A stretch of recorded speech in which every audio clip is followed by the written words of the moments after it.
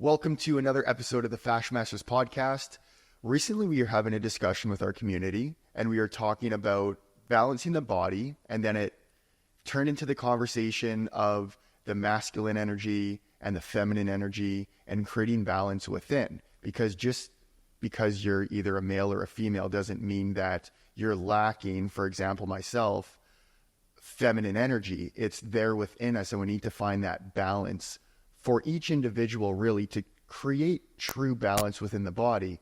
So the discussion is wrapped primarily around that, which is really cool because I think there's many times where we can be a little bit more heavier on one side, and we have to become aware of this so that we can make conscious decisions, practice block therapy, what we teach and preach, to actually create symmetry and balance within the body, to help create the balance within the masculine and the feminine energy. So let's jump right into it. So talking about balancing the masculine energy and the feminine energy, let's start off by what exactly does that mean? Like, what is more of a masculine energy? What is more of a feminine energy? And how do we start to create balance with both of these energies? So the first thing is we've got two sides of the brain, the right and the left hemisphere. So the right hemisphere is actually connected to the left side of the body. And that's the left side of the body, the right side of the brain are the feminine energy. And the right side of the brain would be more connected to intuition, creativity, those kinds of things. And then opposite the left side of the brain, the right side of the body is more that masculine energy. The left side of the brain being more connected to logic and reasoning. So we have this balance of the masculine and feminine in us. And if we can bring balance to the body and the mind, then we have access to all of it. So a lot of people are like, oh, I'm really good in math, or I'm really good at art. You know, we can be really good at all of it when we create the balance, but people tend to one side or the other because we're born with a dominant side. So that right side of the body, I mean, I was born right-handed. Again, that's that masculine side. So people that are right side dominant tend to be more focused on that logic reasoning component. And then conversely, if you're more of that left side dominant, then you've got more of that creative, intuitive bent to you. But when we overuse one side of the body, the other side becomes weaker and kind of hidden. So if we can bring the balance into the physical structure, then we can also bring the balance into the mind. And when the mind is at war with itself, there's stress that happens. When the body is at war with itself, we talk a lot about, you know, the limbs being the puppet masters for the core. Mm-hmm. So as we start to fall away from balance, then it creates a twisting and turning in the core of the body. That twisting and turning in the core is going to limit our ability to properly breathe diaphragmatically. That breath will become compromised. We'll end up breathing more through the muscles of the upper chest, and then we're going to be living in more of a stress brain pattern. So really what we're always wanting to share is how people can live their most amazing life and have longevity. We want to die healthy. We don't want to have to go through some degenerative process at whatever age it starts and then have to live through that. We really want to bring the understanding that we have so much more control over how we age, how we use our body, how we use our mind than we've ever given ourselves enough credit for, because we've been giving our power away. And the whole reason actually this request for this conversation came up was because we were having this discussion about, tribes in ancient times when the world was more balanced. And I found this fascinating because they were saying that the men are connected to the sun energy, the ideas. The women are connected to the moon energy, the cycles. Mm-hmm. So the men would have to, as a group, come up with the ideas, present it to the women. The women would only allow those ideas to be implemented if they believed that for 7 generations, there would be no negative damage or harm to the people or the planet. 7 generations. Like, that's a ton of time. What kind of ideas, and maybe this is getting too off topic, but just curious, what kind of ideas would like the males come up with? Like, are these almost like political ideas? Well, I mean, like it's everything. It's how do you run your community, your civilization. Like, what are you going to plant? I wasn't there. I'm not really sure, but I thought you were. Well, maybe I was. A time traveler. But either way, it was. I mean, or even like health things, you know, is it going to be healthy down the road, or is it just something like right now that's going to be really wonderful, but, you know, a year from now it's going to be problematic for the land or for the people. So that was the neat part, was we have differences, men and women, yet we are also supposed to bring those differences together to become stronger, as opposed to being at war with each other. Because if we're at war with each other, we're actually at war with ourselves. So the neat part is, I truly believe that through changing the way that we use our body to bring more balance into both the left and the right side, so that we're not dominant on one side, then we can bring balance to the mind. We feel at peace within, and we're little magnetic frequency, you know, beings, right? So if I'm putting out love, love is coming back. If I'm putting out stress, stress is coming back, and all of the different things in between. So it almost seems ironic in a way, which is funny. Like, you feel like you're letting out stress at times, but you're actually really attracting it in. Like, if you're letting out, so actually maybe this is more of a question. Let's say I'm letting out anger. There's probably a difference between being angry and releasing anger. So I kind of answered my own question there. Yeah. But it's almost ironic, because if you are being angry or experiencing anger, you're actually attracting more of that to you, correct? It's your frequency. So I think there's very healthy ways of releasing negative emotion. And that's the thing, like, we don't want to suppress it.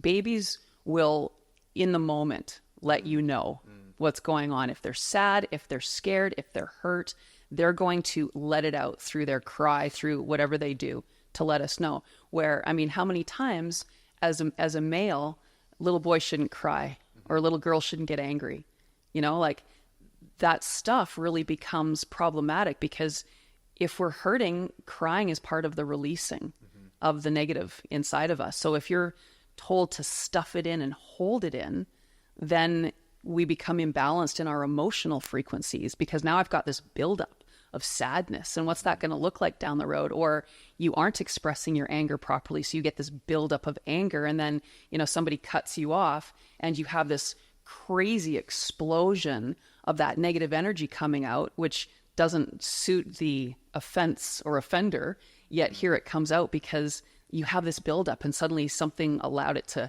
come out, but it's not appropriate in the response, because we aren't always dealing with that. It's kind of like the exhalation, right? You know, if we're always exhaling fully and completely every single breath to the end point, our system is always staying clean and healthy, and then there's no buildup of toxins inside of us. Same with emotion. This makes a lot of sense, because the more I'm thinking about this, like, I can think of just creating symmetry in the body, but then I can think of when I was first introduced to block therapy from you. I've always, like, obviously known of the technique and everything, but like actually practicing this on my own or attending classes, that's where you would always explain, like, your pain is your guide. You want to release the pain. But then I would come to you with, like, all these questions. I'm like, well, this pain was a lot different than this kind of pain. Why did I want to punch like a hole through a wall when I was working on, like, my liver area, the right side of my rib cage? But then when I was on the left side, like, I felt more emotional. Why did this area cause a lot of anxiety and bring back memories?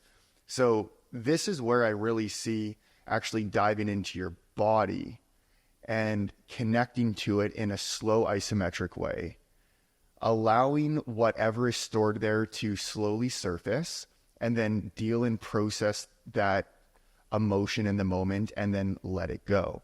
So again, if that's the difference between, like, experiencing anger or being angry. So I was experiencing anger.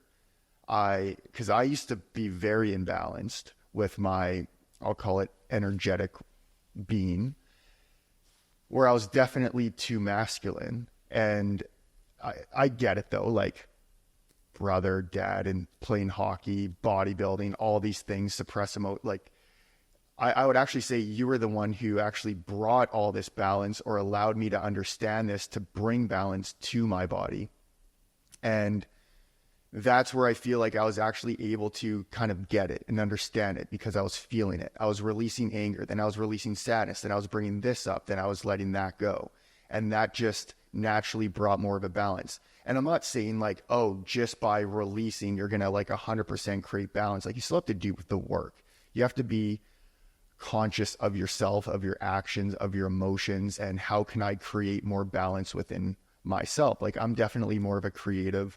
I can be fairly intuitive, but I also do have more of that masculine side as well. And we're all still working to create a balance of these two energies, and will only improve as time goes on if you are actively wanting to improve. I don't know where I was going with that, but it's just interesting how I felt it by actually diving into my body. I'm not trying to think of it like, am I more masculine or am I more feminine? Where is that coming from? I think you have to dive in to give you a reference point and then allow the energy and the emotions to kind of leave, and then you'll feel more of the balance. Yeah. And I mean, I've been called hypersensitive a ton in my life. And, you know, I think that can mean some different things. Like some people are just more naturally sensitive to the energies coming at you.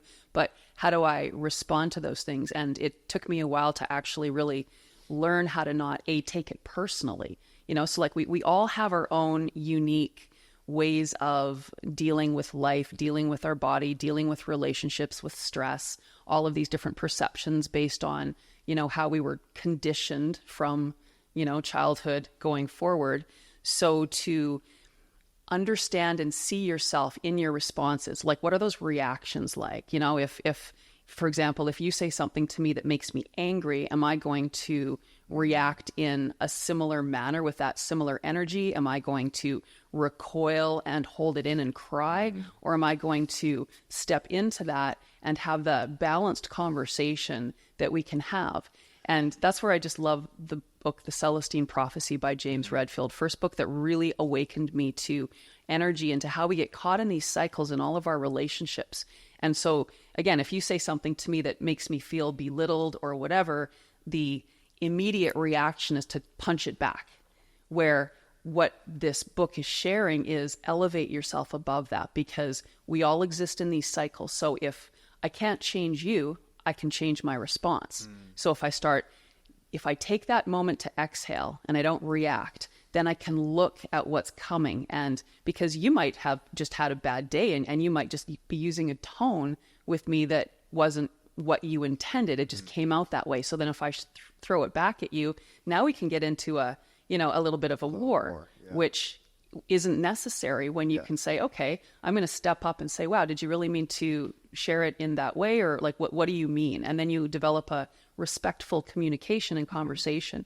So I think that's part of the point too. By balancing your body, you give yourself the moment to reflect. And so I'm not coming at it from just a logical mind or just an intuitive mind. I'm balancing my response based on what's coming at me. And then I elevate you through my response going forward. So I can control that, where I can't control you. But by controlling and changing my pattern, you will change or you will leave. And that was the part of the book that said, like, you know, if you're in these challenging relationships and you want somebody else to change, the only way you're going to do that is by changing yourself. And then through the nature of energy, they will have to change, or they simply won't want to be in your presence anymore. Yeah, that's very wise. So I think that's something that everyone can start to become aware of right now, is how are you responding to external communication, or just anybody trying to communicate something to you? If it's in a positive way or a negative way or in whatever tone it is, how are you going to accept that, take a moment, take a breath, and then rise above it and communicate from more of a calm, intellectual state? Is that correct to say? Yeah, an awakened state. An awakened state. I like that better. Because yeah, you need to find the balance between the two, and that can take a little bit of time. Because so what about when there's times where I'll reply in more of like a very logical mental state, and I can frame it in a very logical way. But then there's times where I'm just reacting out of emotion. Yep. So is that a representation of what's going on internally? Mm-hmm. Yeah. And same with me. Like if I'm feeling off balance and somebody shares something, I might feel like I'm responsible. Or I can bring up a feeling of feeling guilty just because, you know, especially if you have sort of this ideal, like you want to help people, you want to please people. And then suddenly somebody throws something back at you. If I'm in a really balanced, calm state, I can see it for what it is. This is somebody else's stuff that they're directing toward me. Is it me? Is it about me? Or is it simply, I get to be over here in my balanced state and I'm seeing this information coming and, okay, how am I going to respond? Am I going to take it personally and am I going to recoil again and make myself feel worse? Or am I going to say, wait a sec, let's actually have a conversation? So, I mean, rib releases happen a lot, right? And in the beginning, before I had enough understanding of how to navigate people through this process, you know, somebody would say like, oh my gosh, I had a rib release, I can't move. And like immediately I would feel like that was my problem, my responsibility.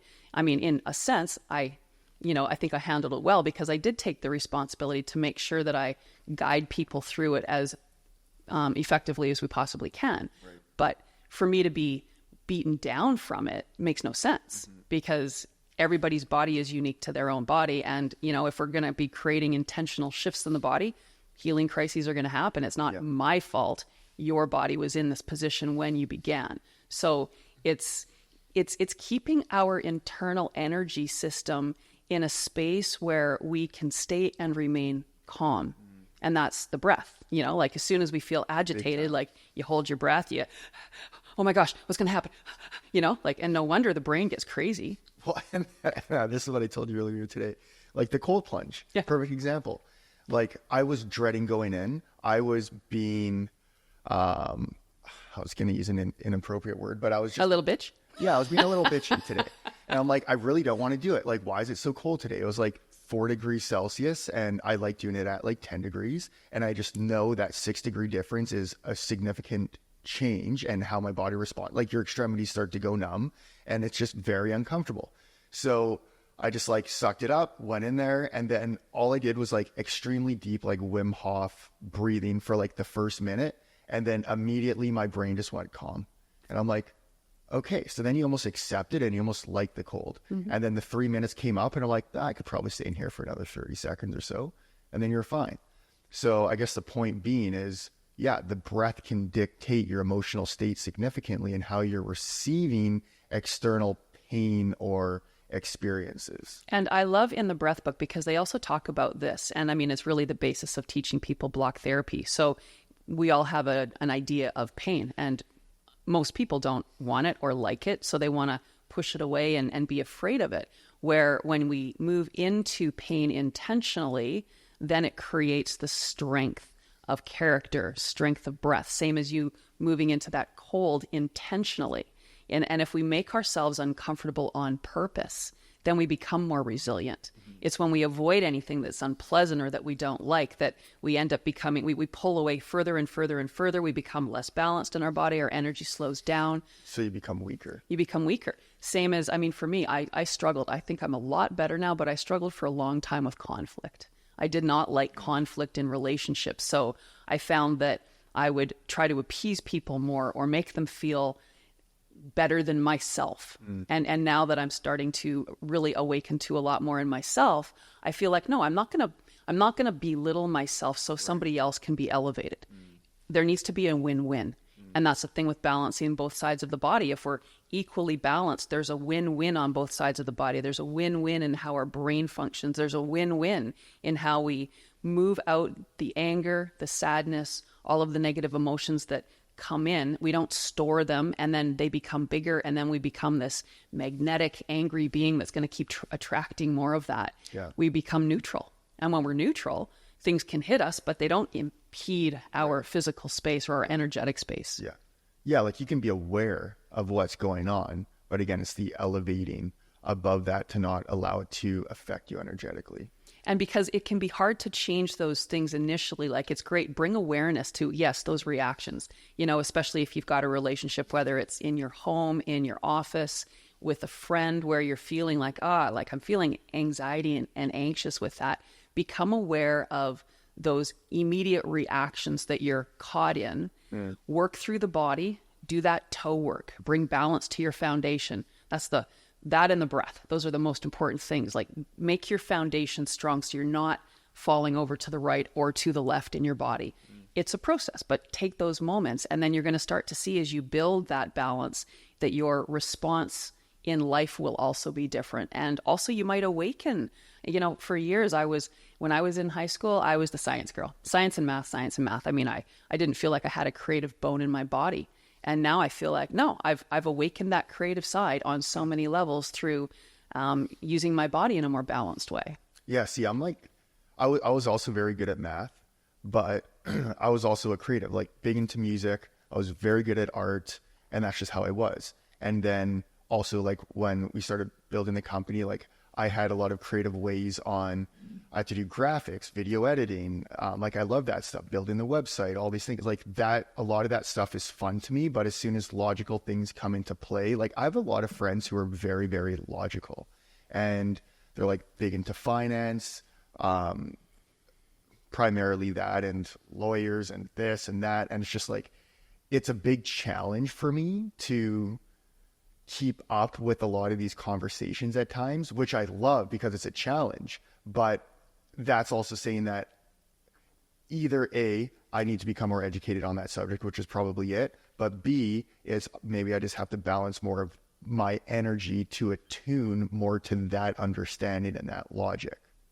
Yeah, but also the beauty is we are all unique and different. So you have different strengths than me, than everybody else. And that's the point. Just like that story about... You don't want to all be the same and have the same understanding of everything and the same energy and this and that. No, because so that's an important point. It is. And it's the bringing together of the differences that make us stronger. It's if we're just women running the world or we're just men running the world, then the world is imbalanced. And that's kind of where we're at. We don't want to be fighting war with war. I'm sorry, that doesn't make any sense. We want win-win. We don't want to have to push somebody down and beat them so that we can elevate ourselves. That is imbalance. Well, and it's like the war you're talking about in the body. It's when your extremities are out. Let's say your right arm is completely torqued out of alignment and you're like, oh, to create balance, let's torque the left leg out of balance to do this. It's not how it works. Now you're creating more war within itself. It's release that right arm to create balance within the core or within the body. Exactly. And I think as soon as people start to understand this and bring that into their being, you immediately will feel calmer, because right off the hop, you've got a better opportunity for that full breath. And again, we want to keep our body in that parasympathetic nervous state, because that's where we heal, where we rest, where we digest. People that are way too sympathetic, of course, they're not healing, they're not sleeping, they're aging at a faster pace. And life, I'm sure, doesn't feel very good for a lot of people in that state. Yeah. When we can bring in that balance of the breath, and that's the nice thing too, because when we're just relaxed, that's where you want that abdominal movement for the diaphragmatic breath. When we're working really hard, that's when we can take that breath and we can pull it all the way and engage those upper chest muscles as well. But for the person that's breathing just through there, then they've lost the balance in their whole structure of how to breathe properly. So that's the thing. Let's try to, move forward, balance the masculine and feminine within ourselves. If we do that first, that's going to exude outward, and that's going to, as magnetic beings, if we are peaceful within, we're going to be attracting peace toward us, and conversely the other way as well. Yeah, no, I 100% agree. And I think like a great starting point, and you did touch on this quite a bit, but really starting with the breath and how much that can just calm your mind and your body down right away. And then I would say start like working in the body, such as I would always say block. Like that's just like the most powerful thing that can teach me about my body, what's going in that I'm unconsciously aware of, how to release certain things and create more balance. As you mentioned, doing the toe work, trying to be more symmetrical. But then 3 is putting intention behind these things and becoming conscious of what's really going on in the mind, because you do have to start training the subconscious mind. And we were talking about that in our previous episode, how like 90 to 95% of our decisions are just on autopilot. Yes. That's a terrifying stat. And maybe that's by like the age of 30, 35, but still, that's a terrifying stat. But we can always change that, which is great. But it takes time to rewire the subconscious mind. So I think combination of the breath, doing the physical work and creating more symmetry, plus training the mind, that's a recipe for massive success, and to be able to move forward in a proper direction, have a more balanced emotional, energetic state. And that just changes everything in life. It changes manifesting. Again, what you put out is what you pull in. So if you're always putting out like more masculine or more feminine or more emotion or more anger, that's going to come towards you. So Exactly. create that balance and then see what happens. See how everything in your life will start to change. Absolutely. And that's the fun part. Yeah. Awesome. Anything else you'd like to share? No, I think that's kind of covers it. Like, this was just sort of a fun conversation that was... I think it's an important conversation. It is, And initiated by one of our members. And I love these conversations because this gets into a little bit more of the esoteric work of what block therapy does, because function and form are, created together and in a cycle together. So our physical form creates not only our physical ability to function in a mechanical way, but how our systems work, how our brain works, how the deeper energetic systems also work. So just start and notice the magic. Awesome. Love it. Alrighty. Well, thank you so much for tuning in. If you want to get started with just activating your breath and decompressing your core, you can check out our YouTube channel. We share a lot of different positions you can do, some postural advice as well. If you're working more in the mind stuff, explore. I personally love Joe Dispenza. Bruce Lipton's amazing. There's some phenomenal people that you can find that can really help train and rewire the brain as well. And if you want our sampler program, $9 for 9 videos, you can check that out. The link's in our description below if you're listening or watching this on YouTube. Other than that, thank you so much for tuning in. We'll see you next week. Bye, everyone.